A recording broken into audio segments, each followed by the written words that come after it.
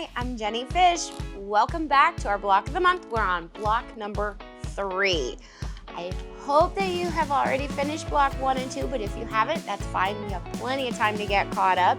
Just stick with it and keep going. Remember, you're making 2 blocks of each block that I'm showing you how to make. Block 3 is the open bobble stitch. So last month we learned how to knit 2 together. We learned how to do an increase of the knit front and back. Now we're gonna build on that technique a little bit more to create these nice little bobble shapes that we have here. I've gone ahead and cast on. You'll cast on 56 stitches for yours.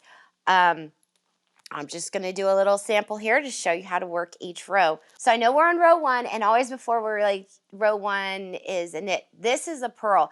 The texture for this pattern is actually popping up on the wrong side of your work. So be aware of that. The knit stitches are showing on the right side of the work, but your actual pattern, the pretty side, is going to be on the wrong side of the work, and we want it to be that way because we'll flip it over when we're done. That got a little confusing for me. So if you like to take your locking stitch marker and mark the right side of your work, just note that it's going to be flipped when you're all done. Okay, so because we're starting with a purl stitch, we're going to go ahead and slip our first stitch purl-wise. It's a little different than the other 2 blocks that we worked, but follow the pattern. It'll tell you what to do. So I'm going to slip my first stitch, and then I'm purling across.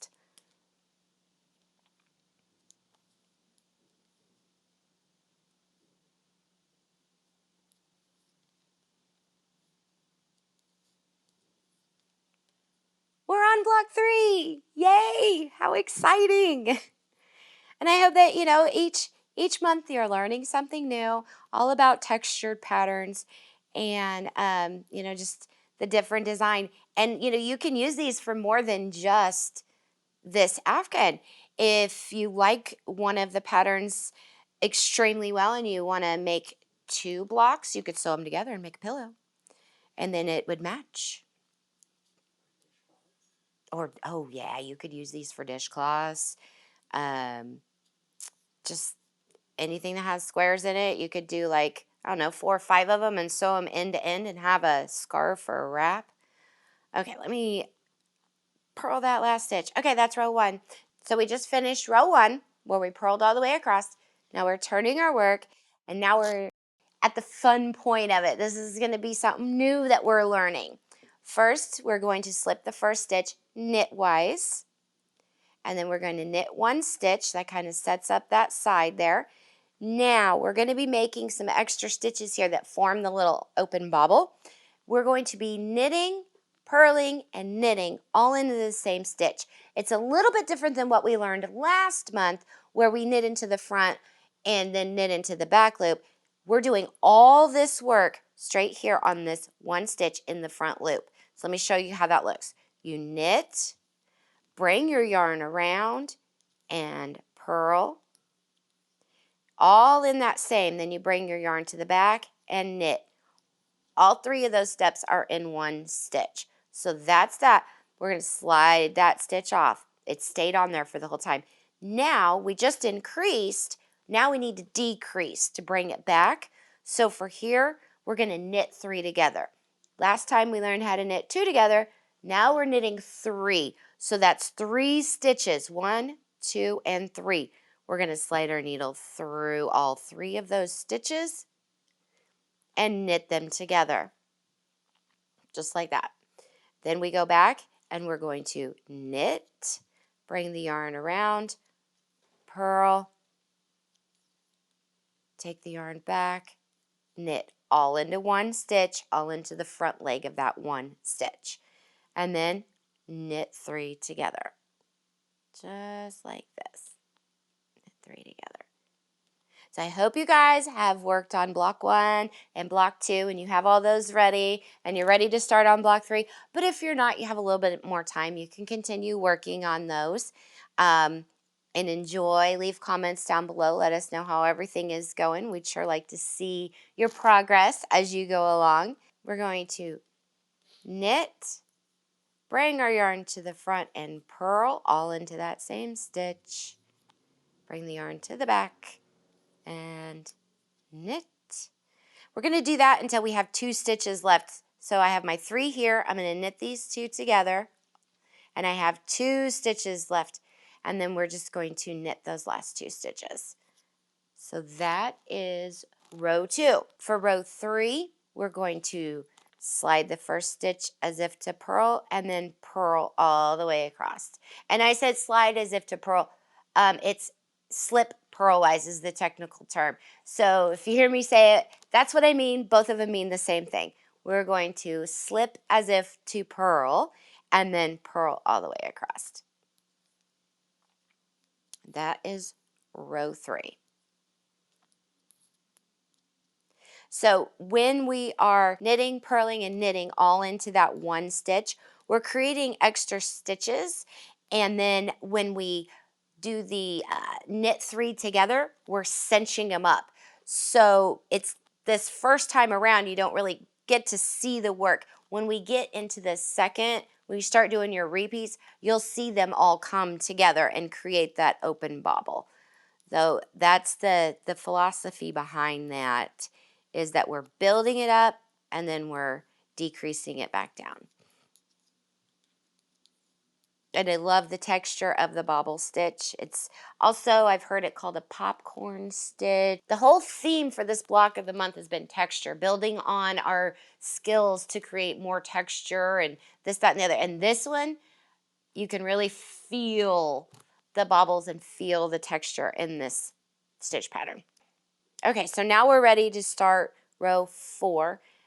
Again, we're going to slip the first stitch, then knit 1, and now what we do is we start with a knit 3 together, whereas before we started with the knit 1, purl 1, knit 1 all in one stitch. Now we're doing the opposite. We're going to start with knitting 3 together and cinching. Those are the 3 stitches that we created the last time. Now we're going to cinch those up by knitting these 3 together, just like that. And that's forming our bobble. Now, keep in mind that you're working your knit stitches on the back side of the fabric. You're working your knit stitches on the front side of the fabric, but the bobble pops in through the back, so the pretty side is the wrong side of this particular stitch pattern. Now we're going to create the extra stitches here by knit, purl, knit, all in that one stitch.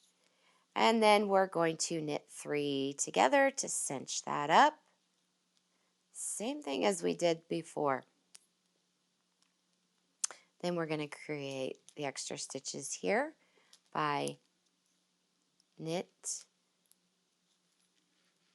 purl, and knit, and then knit 3 together. And I love that each of these blocks have a different texture pattern. So if you have one that you really like, you can make a pillow out of it. Make 2 of them, sew them together, make a pillow, dishcloth, any of your square patterns out there you can incorporate with these stitch patterns that we're learning. And we're just learning different textures, different stitch patterns, and having a lot of fun with this. Okay, so now I am going to knit and purl and knit all into that one stitch. I have 2 stitches remaining. I'm just going to knit those last 2 stitches. And that is row 4. You'll continue on, starting again with row 1, repeating rows 1 through 4 until you're 10 inches. Now, one of the things I noticed is specifically on the open bobble stitch, and some of the others, and when you get into lace and some of the cables and things that we're going to be learning all along, when the stitches are on your needle, they may look like they're only this wide. When you're going to measure, you don't just want to measure how the length of what you have on here. Let me show you. You don't want to just measure 10 inches up this way. You want to make sure that as you're measuring, it's 10 inches this way and 10 inches that way, because I can manipulate this fabric and I can get 12 inches this way, and as I do, this shrinks down and I may only now have 8 inches this way. So as you're measuring, as you're knitting along, make sure that you keep it nice and friendly, nice and open. Slide it over to the cord. Make sure this is your 10 inches, and that will give you a better idea of where to stop. Another tip that I have for hair, because I like my tips. I like to give you all little hints and tips. When I bound off on these, I left a super, super duper long tail, like probably enough to do another row, just in case once I blocked it, I was a little off from when I was knitting it. Then I could take that bind out and add a little bit more if I needed to. You'll get the idea, but I just want to keep that in mind. This is fabric. It's not like a piece of paper that I can cut to exactly 10 by 10. It is very flowing, and especially the open bobbin stitch, it's almost like working with fabric that's been cut on a bias, because it does have this stretch. So if you've ever quilted or sewn apparel or anything, you'll know that if you cut on the bias, which is against the grain, your fabric can really get super stretchy. Don't want to harp on that too much, but I just want you to be aware that when you're measuring these, leave a little extra yarn in case you need to adjust when it comes time for blocking. So again, I just want to remind you, make sure you're 10 inches. And now go ahead and make 2 of those, 2 different colors. Meet me back here for April 1st. Oh, April 1st. What do we got? Well, just a little hint. We're going to start diving into some lace. So, April 1st, back here for block 4. Happy knitting.